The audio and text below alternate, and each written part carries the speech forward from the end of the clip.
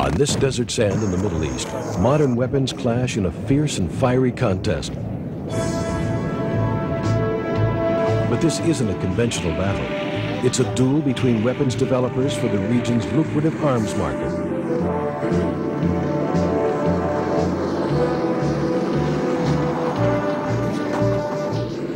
In the Cold War era of weapons proliferation, battle lines between NATO and the Warsaw Pact were clearly drawn. But as this duel recedes into history, defense industries on both sides are faced with new dilemmas. To what degree should they fund new weapons technologies? Will today's relative tranquility last? Will there be a need to maintain robust defenses? The United States and most European nations continue to develop new weapons as insurance against an uncertain future. But as domestic markets shrink, many nations hope to sustain their defense industries by selling technologies abroad.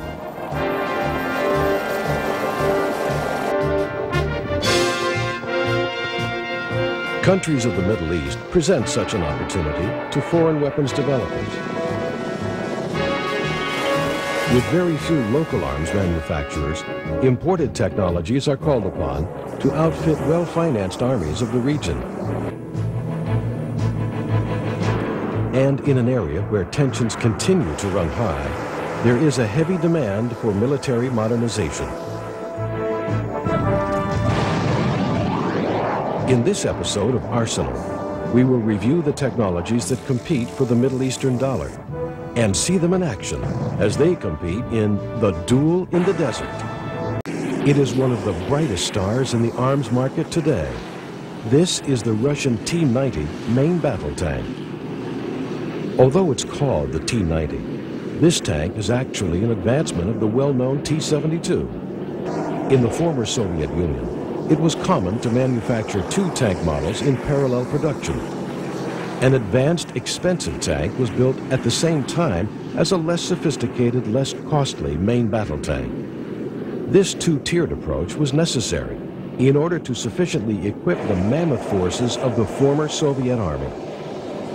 The first high-cost tank was the T-64, later the T-80. Its low-cost economy tank since the early 1970s has been the T-72. Not only was the T-72 built in large numbers for the Soviets, but it was the primary tank exported to the members of the Warsaw Pact.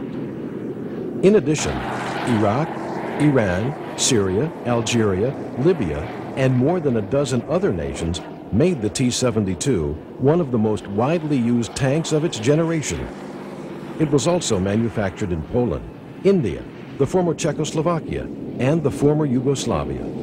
It is still in production in some of these countries. The T-90 is a radical departure from the tradition of economy established by the T-72. It adapts the best and most sophisticated features of the T-80U tank on a less expensive chassis, and its diesel power plant is less costly to operate than the turbine-powered T-80. Let's take a look at some of the features of the T-90, the latest in Russian tank development. The heart of the changes in the T-90 are in its weapon systems. It uses the same 125mm smoothbore gun as the T-80U. This version increases accuracy by 20 to 25% compared to earlier models.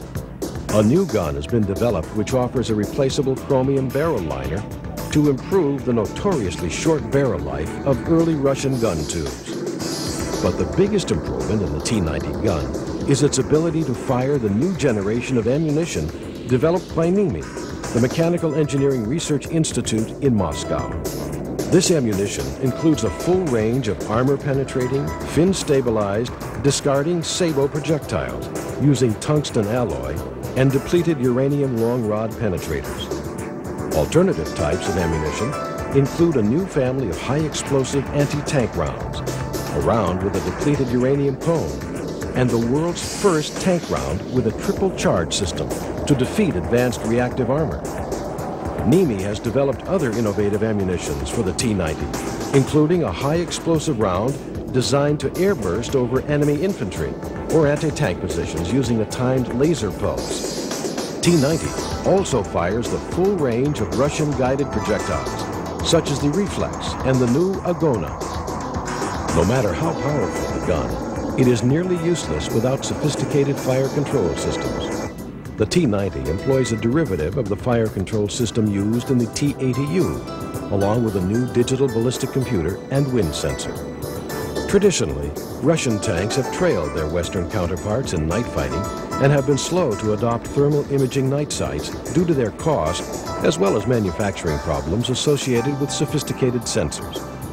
But as the Gulf War of 1991 clearly demonstrated, thermal imaging sights are a necessity on the modern battlefield in order for tanks to find targets accurately at night or when smoke or fog obscures daytime targets. As such, the T-90 can be fitted with current Russian thermal imaging sights such as the Agava. It has been widely reported that the T-90 is equipped with a T-80U turret, but this is clearly not the case. The T-90 does share a similar fire control and gun system with the T-80U, but the turret is based on the earlier T-72B. The T-72B turret was retained on the T-90 because it was the best protected contemporary Russian design. The T-72B uses a version of Chabam armor consisting of a basic steel armor shell, equivalent to 15 inches of steel armor, alternating layers of aluminum and plastics, and a controlled deformation section. In addition, the T-90 has a layer of third-generation Contact 5 reactive armor applique, offering a 34 to 57% increase in protection at a very modest weight cost, about 3 metric tons. This package gives the T-90 the equivalent protection of 32 inches of steel armor against kinetic energy penetrators, and the equivalent of 48 inches against shaped charge warheads common to anti-tank missiles. The T-90 is one of the first tanks with a defensive electronic system that combats missiles and other precision-guided munitions. Called Stora-1, this system has 4 elements: electro-optical dazzlers, laser warning detectors, anti-laser smoke grenade launchers, and system controls. The 2 devices on either side of the gun tube are electro-optical dazzlers that confuse tracking systems used by wire-guided missiles. This system is supported by 4 laser illumination sensors on the turret that warn the crew when enemy lasers are range-finding or designating targets. When enemy lasers trigger the sensors, Stora automatically launches smoke grenades to shield the tank and issues a warning to the crew of the laser designation.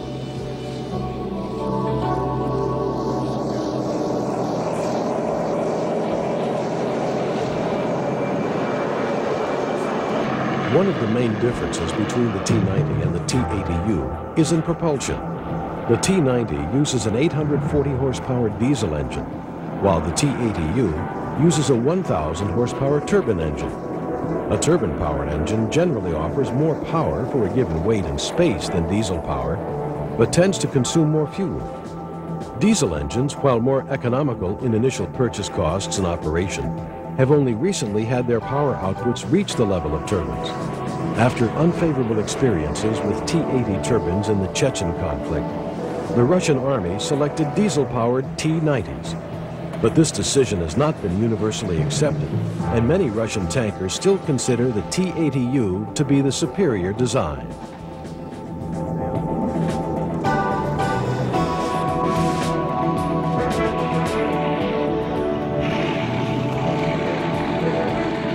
Many Russian tankers and Western analysts agree that the T-80UK is the finest tank in Russian service, based on its excellent engineering, highly integrated fire controls, and most notably, the automotive performance afforded by its 1,000 horsepower turbine engine, nearly 20% more powerful than the T-90's diesel engine.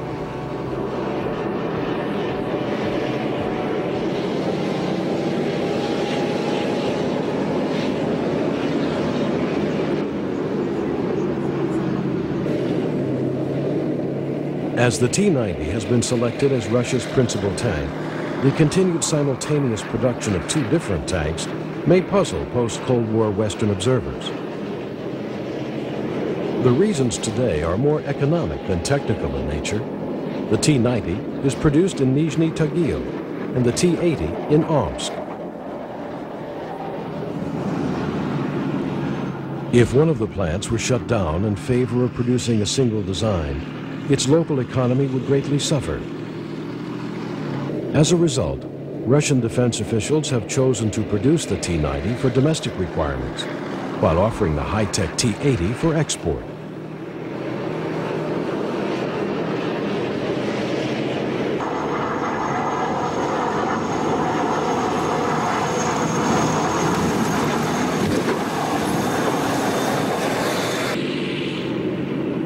The T-80 pioneered many of the features that are now found in the T-90.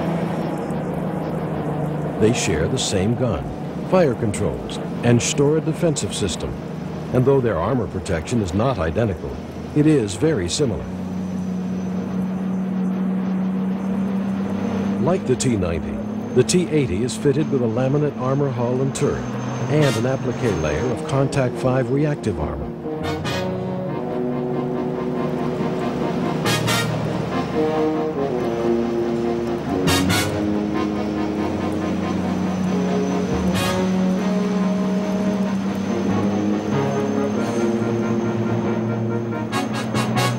Although Russian tanks developed a poor reputation for armor protection in the 1991 Gulf War, Iraq employed older model T-72s, which had substantially less protection than either today's T-80 or T-90.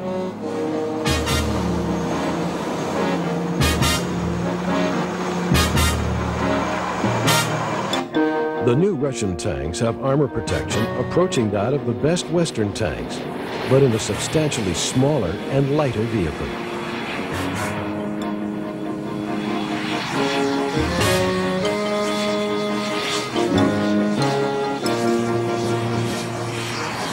A more significant difference between Western and Russian tanks is long-range firepower.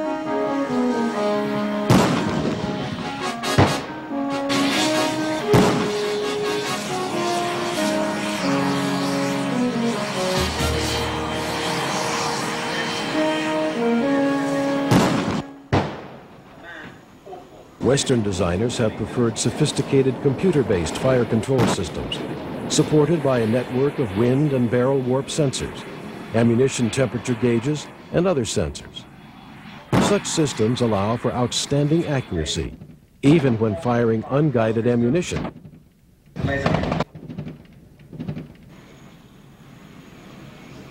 The Russians, though, prefer guided projectiles for long-range firing. The T-80 and T-90 both fire the reflex guided projectile, which has a high level of accuracy in ranges of 5 kilometers.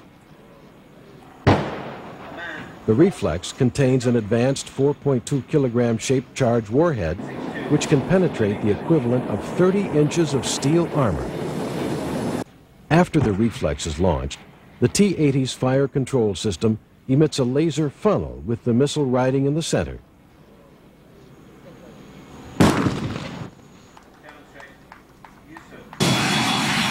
The frequency of the laser beam is modulated in different sectors around the funnel, so if the missile deviates off-center, the onboard guidance system can make flight corrections accordingly. The reflex is reported to have an 80% probability of a hit at 5,000 meters. With a list price of $40,000 per round, most armies generally outfit a tank with an average of only 4 of these highly accurate but highly priced missiles.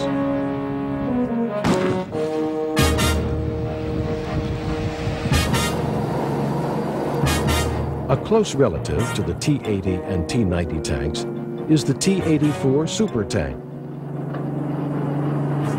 The main difference between the T-84 and its cousins is its point of origin, Kharkov in the Ukraine. The T-84 Supertank highlights one of the national defense dilemmas in the former Soviet Union. Should the newly independent republics foster large defense industries? Lacking other viable alternatives, many of the republics have answered yes. Curiously enough, Ukraine had long been the center of Soviet tank development. The Melishov plant in Kharkov was home to the two most revolutionary tank designs in Soviet history, the legendary T-34 tank of World War II and the radical T-64, the best tank of the 1960s. Prior to the Soviet collapse, Ukraine had shifted to the production of a version of the T-80 tank called the T-80UD.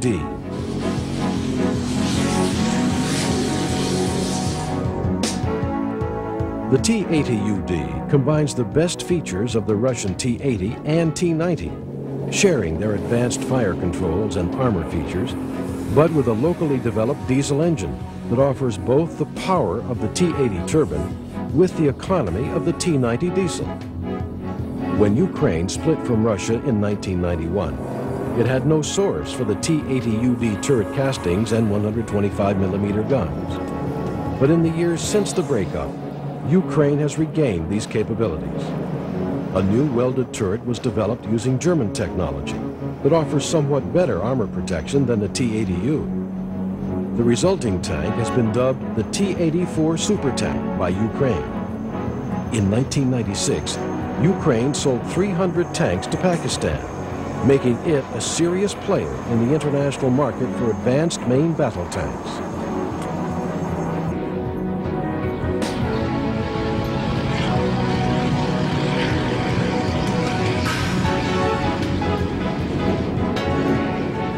While many nations in the Persian Gulf seek to acquire the latest in tank technology, other countries are saddled with older but still functional models.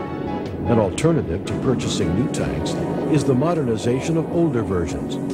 Ukraine is attracting users of the widely exported Soviet T-72 to a major upgrade called the T-72AG. This upgrade substitutes the highly regarded Ukrainian 6TD diesel for the older T-72 engine, giving automotive performance approaching or surpassing many contemporary main battle tanks.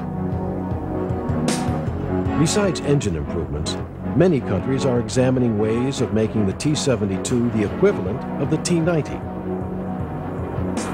Slovakia has developed the T-72M2 Moderna upgrade, which uses a host of new advancements to update the venerable T-72.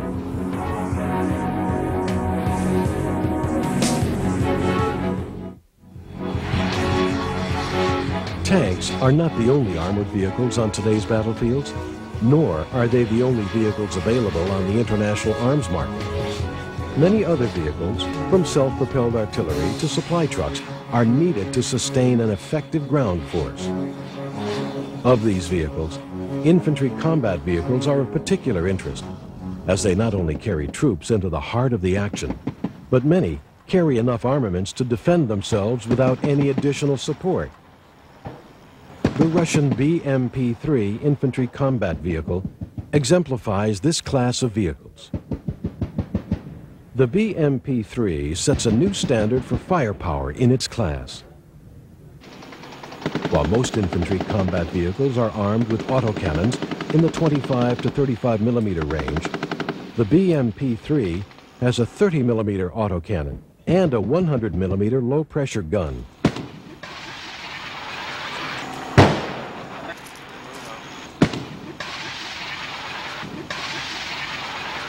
The BMP-3 is an attractive alternative for armies in the developing world because it combines the firepower of a tank with the infantry features of an armored transporter.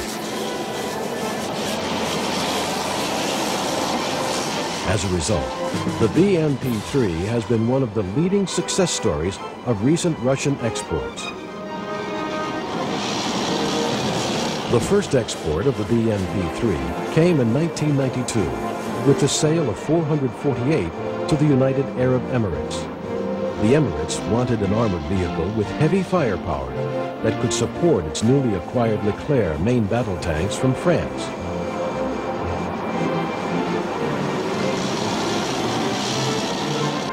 As a result, its BMP-3s, as seen here, are fitted with the same French Namut thermal imaging night sights used in its Leclercs.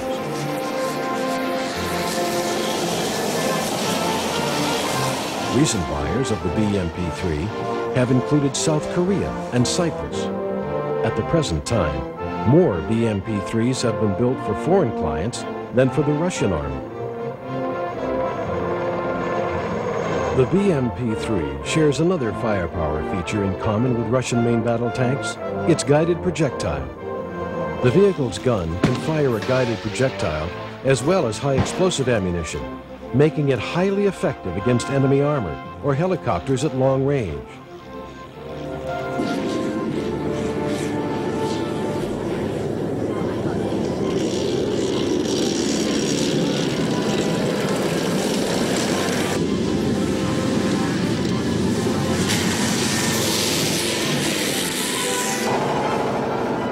While not of great concern in the Emirates, the BMP-3 is designed to be fully amphibious without preparation. This feature stems from the vehicle's European origins and the obstacles posed by rivers in temperate regions. The hull is buoyant by design and does not require sealing before water entry.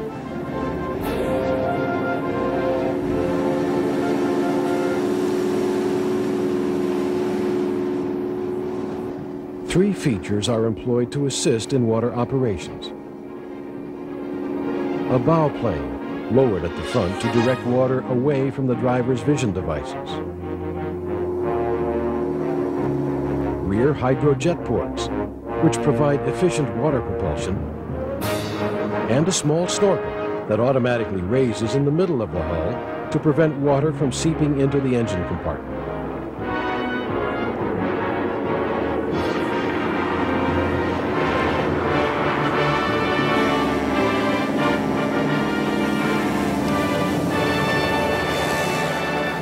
The BMP-3 chassis serves as the basis for a host of other specialized vehicles, including a self-propelled 120mm artillery vehicle, a scout vehicle, recovery vehicle, and a missile-firing anti-tank vehicle.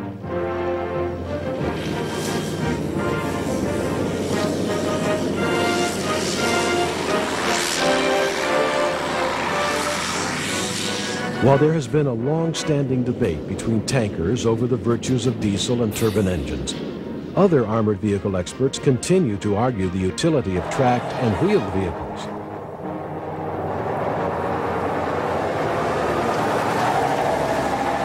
Tracked vehicles are widely favored in European climates, where snow and mud make it a rough go for similar wheeled vehicles.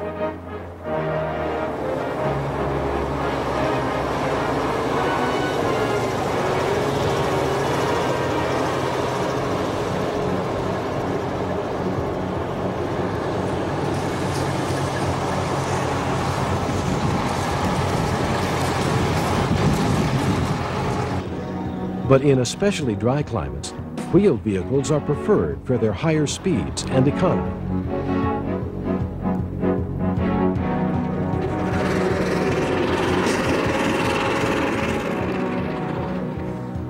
The BTR-80 is the latest in a long line of Russian wheeled armored transporters. While the original vehicles in this class in the late 1940s were little more than trucks with armored bodies, contemporary wheeled armored vehicles represent a very sophisticated design. The BTR-80 comes in two basic varieties. The BTR-80 that uses a conventional turret with a 14.5mm heavy machine gun,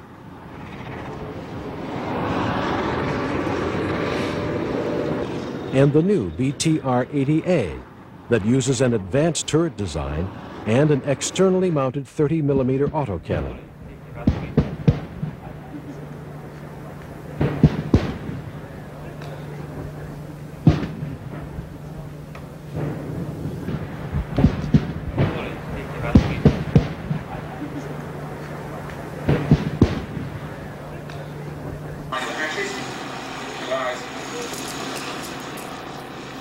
Older generations of armored infantry vehicles were designed to merely transport troops.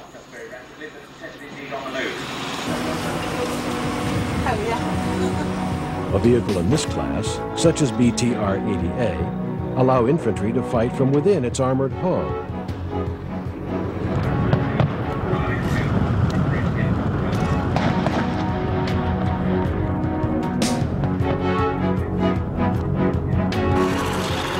Each infantryman is provided with a firing port for his assault rifle and a periscope for aiming.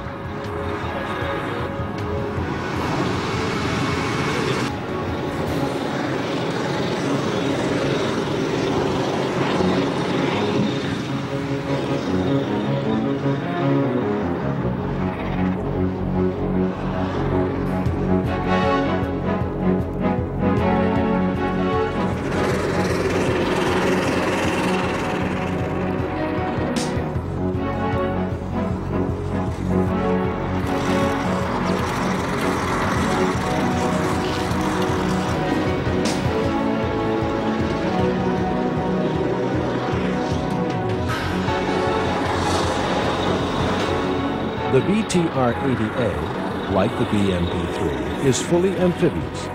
It can easily ford small water obstructions, as we see here.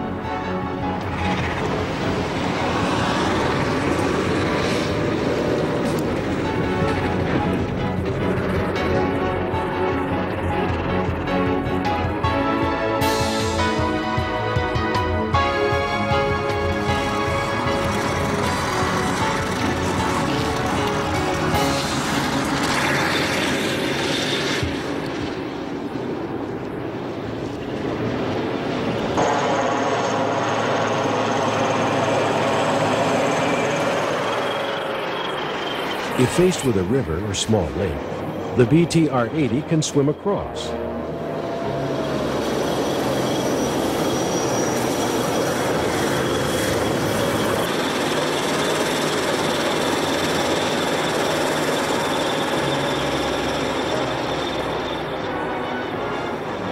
Its hydrojet sucks in water at one end of the vehicle and jets it to the rear for propulsion.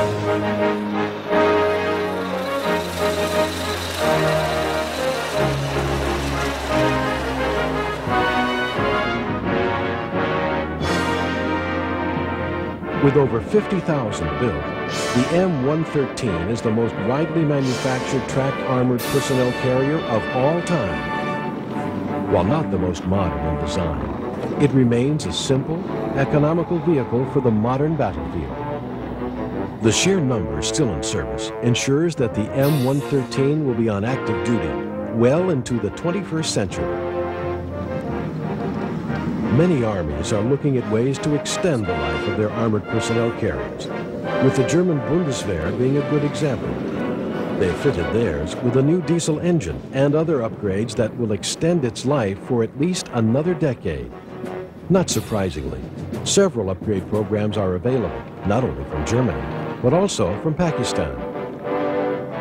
The M113 has spawned many derivatives, including the substantially redesigned M763 version. Although not built in large numbers for the U.S. Army, this vehicle became the basis for several foreign manufactured derivatives, including the Dutch YPR 763 and the Korean KIFV. The latest member of this family is a new version from Turkey. Turkey is relying on this well-proven chassis for a range of light armored vehicles, including the basic armored transporter seen here, an infantry fighting vehicle, a mortar carrier, and several other variations.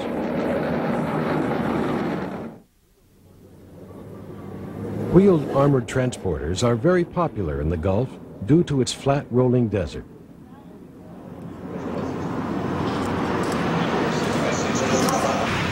These vehicles are used by National Guard and border security units, while regular armies rely on heavily armored tracked vehicles. For the day-to-day duty of border patrol, wheeled armored vehicles offer both economy and ease of maintenance. The Pandur is a good example of a contemporary vehicle in this class.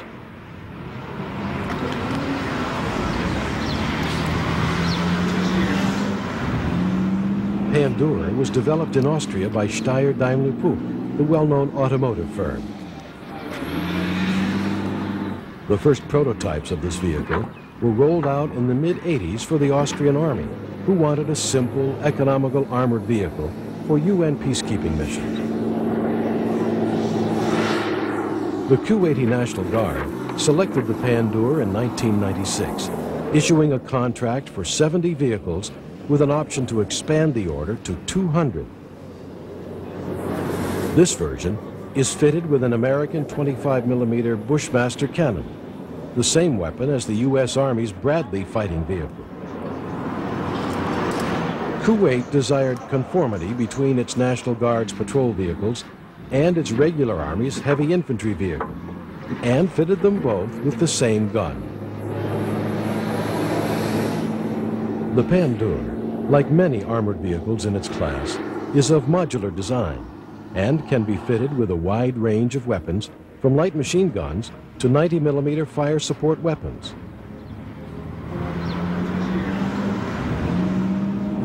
It has many specialized variants, including air defense vehicles, command and communication vehicles, ambulances, and others as well.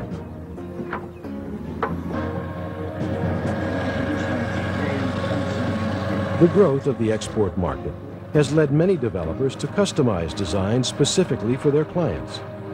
A good example of this is GKN Defense's Desert Warrior. The Desert Warrior is a derivative of the Warrior infantry fighting vehicle used by the British Army. After the Gulf War of 1991, Kuwait expressed interest in acquiring the Warrior after seeing it in action. However, Kuwaiti requirements were different from the British specifications. They desired a weapons arrangement similar to the American Bradley, with a 25mm Bushmaster chain gun and a TOW anti-tank missile launcher. So was born the Desert Warrior. The Desert Warrior substitutes the U.S. Delco Systems turret, originally developed for the U.S. Marine Corps' LAV, but is fitted with TOW missiles. The result is a roughly 70% British and 30% American vehicle. This mix and match approach is increasingly common as export clients pick systems specifically for their needs. In August 1993, Kuwait signed a $740 million contract for the delivery of 254 GKN Defense Desert Warrior IFVs. Delivery began in 1994 and lasted through 1997.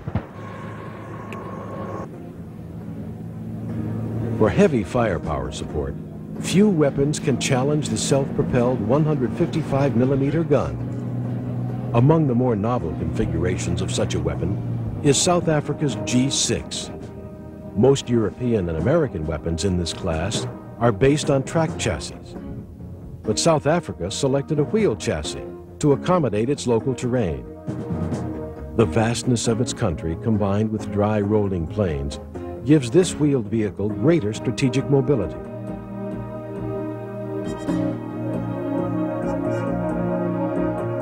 This point has been widely appreciated in the Gulf, where the G6 has proven very popular. The United Arab Emirates was the first foreign customer, purchasing 78 G6 guns in 1990. In 1994, Oman followed suit and ordered 24 vehicles. The firepower of the G6 is tremendous, as evidenced by this demonstration.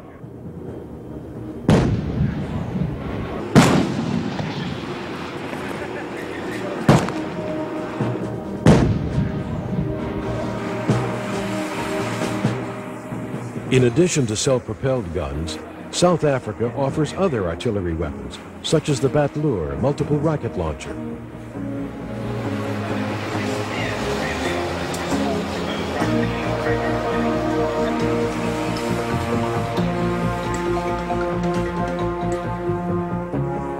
This weapon combines two interesting features: the chassis of a mine-resistant transporter with a multiple rocket launcher.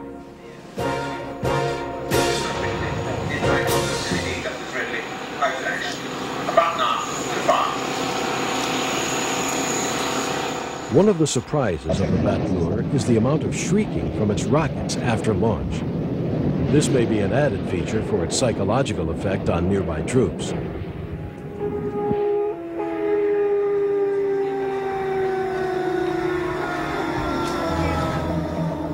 Another multiple rocket launcher prominent in the Gulf region is the Russian Smerch. This massive system fires 300mm rockets at ranges over 45 kilometers. Kuwait was the first country in the region to acquire this system, ordering 26 vehicles in 1995. Smerch rockets can carry a wide range of submunitions, including dual-purpose anti-tank, anti-personnel types, mines, and even the sophisticated motive-guided submunition.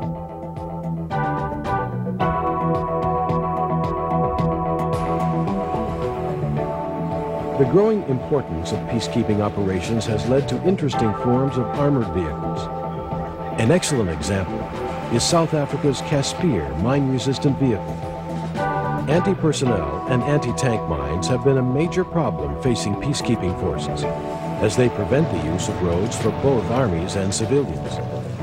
South Africa began facing these problems more than a decade ago and developed a unique solution: a relatively inexpensive vehicle that sacrifices its external parts to save its passengers inside. The armored body of the Casspir is designed to divert the explosive force of a mine away from the passenger compartment. Vehicles of this design can be used in mine-infested areas with little fear of troops being injured. Damaged vehicles can be quickly and inexpensively repaired. Here, we see a mine-resistant Casspir detonate a 7-kilogram anti-tank mine that blows off the rear wheels.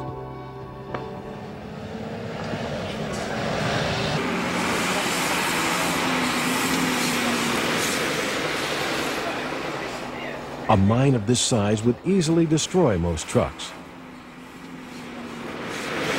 Quite remarkably, none of the several passengers in this Casspir were injured.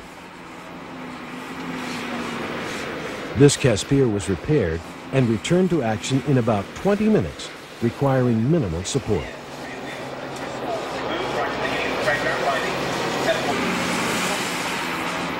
For this reason, the Casspir is favored by United Nations peacekeeping forces.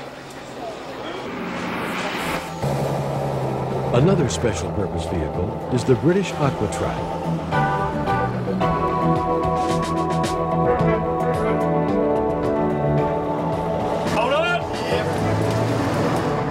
This multi-purpose utility vehicle is designed for operations in coastal areas.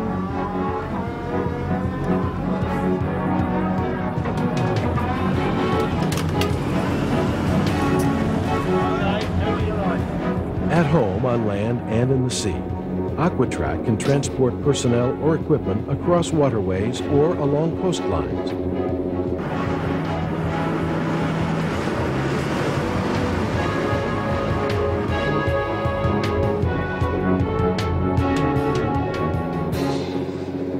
It is particularly useful in combat engineer operations.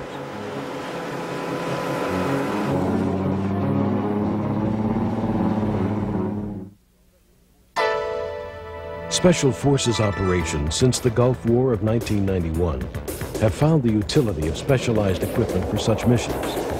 U.S. and British long-range reconnaissance patrols have found lightweight scout vehicles useful in order to insert teams deep behind enemy lines.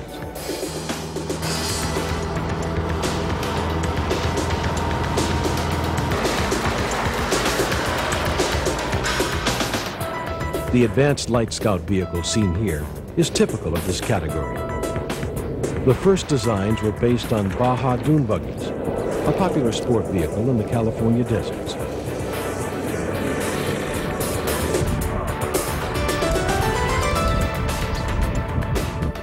With its unique suspension, the Advanced Light Scout is well suited for all-terrain travel. The frame is extremely light, enabling the vehicle to be airlifted by helicopter if necessary.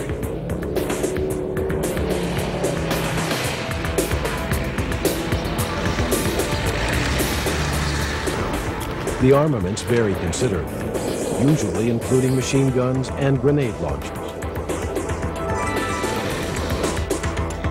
For other missions, including the border patrol tasks of National Guard units, more firepower is necessary. The Humvee all-terrain vehicle, armed with a Gatling gun that fires hundreds of rounds per second, provides a formidable punch.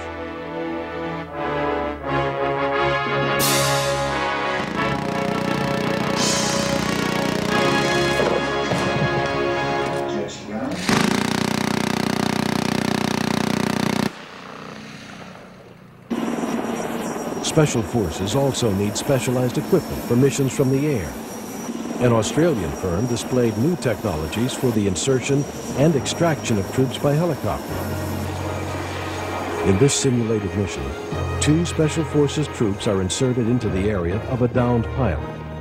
As they strap him into the rescue harness, the helicopter returns to quickly extract the rescue party and pilot.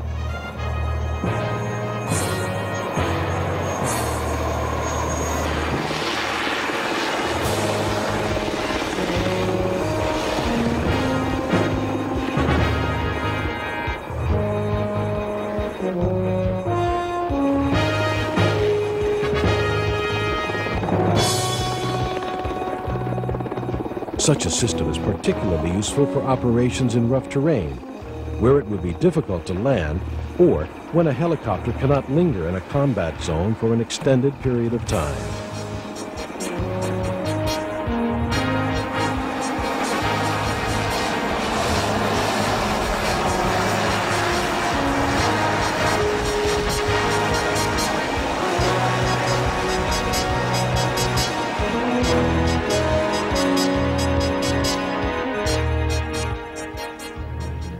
Special operations can not only be conducted from the land and air, but from the sea as well. The Manta fast attack craft seen here demonstrates such a use.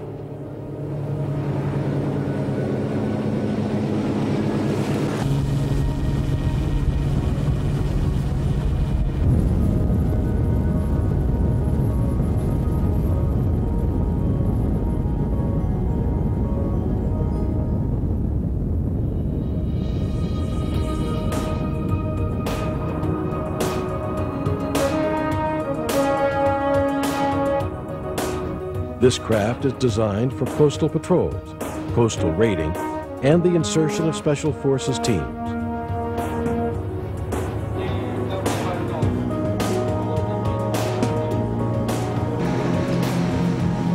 Capable of speeds over 50 knots, the speedy Manta is armed with a ring-mounted autocannon.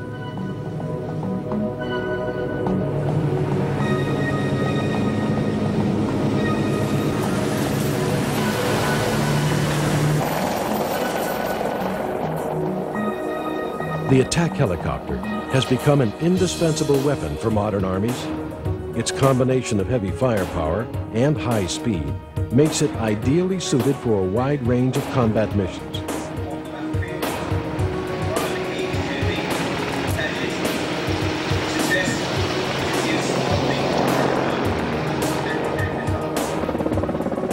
It has become a modern form of cavalry, serving as a commander's rapid reaction force.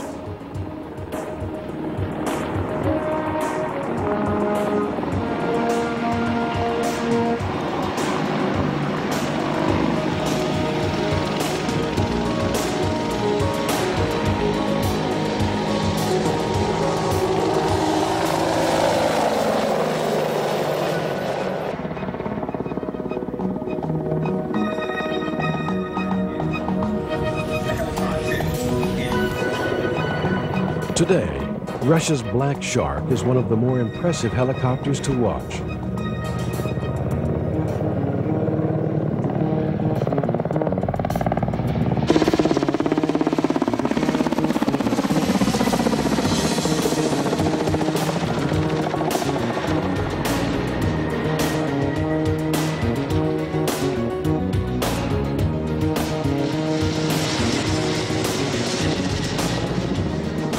The Black Shark was designed by the Kamov Design Bureau in the 1980s, in competition with the Mill Design Bureau's Mi-28 Havoc attack helicopter. With the collapse of the Soviet Union, the competition was never resolved.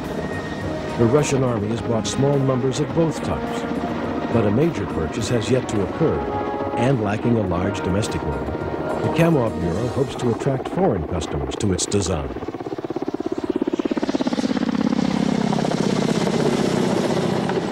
The Black Shark is unique among attack helicopters in several respects.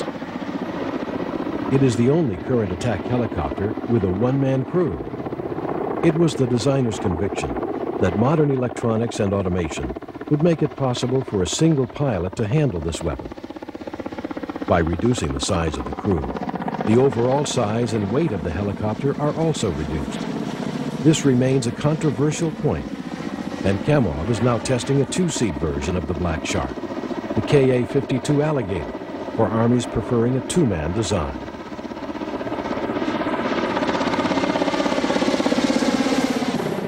The other unique feature of the Black Shark is its counter-rotating blades. Most helicopters use a main rotor, teamed with a small tail rotor to provide stability. Kamov has pioneered a counter-rotating blade design that provides enough stability to eliminate the need for a delicate tail rotor altogether.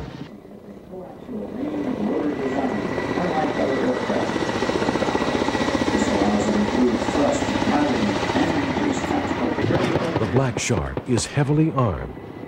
On its side is a 30mm autocannon, the same weapon used on many Russian armored vehicles. But its most potent weapon is the long-range laser-guided Vickers anti-tank missile.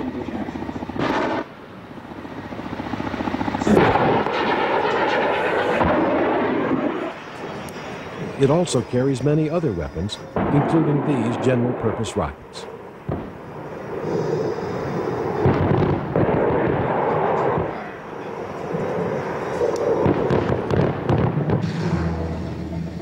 The threat posed by the attack helicopter has led many armies to improve their air defense capabilities.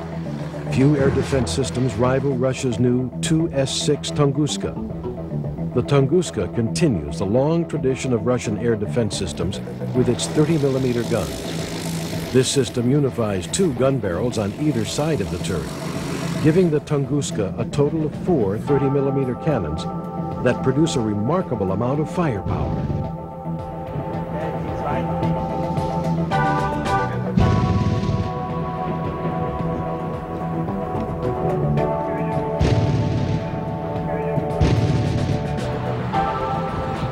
The accuracy of the Tunguska gun system is a result of its advanced fire controls.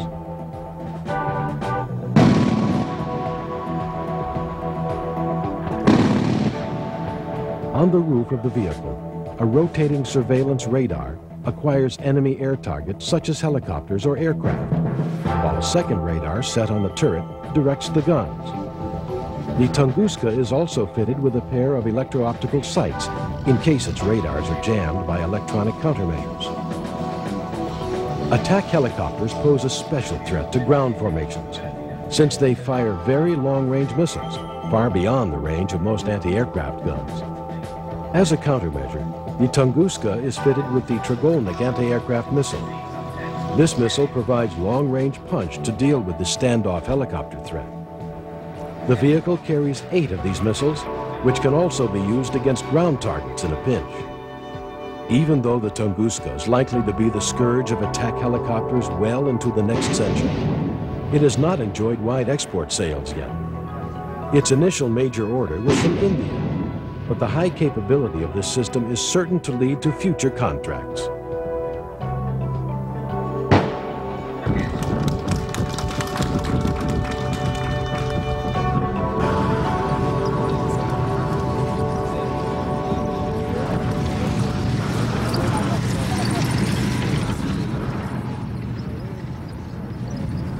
As a result of the breakdown in Cold War weapons acquisitions patterns, the international defense industry is developing a new trend, pitting traditional allies in competition with each other and forcing old foes into cooperative ventures. It will be intriguing to see what developments emerge from the duel in the desert.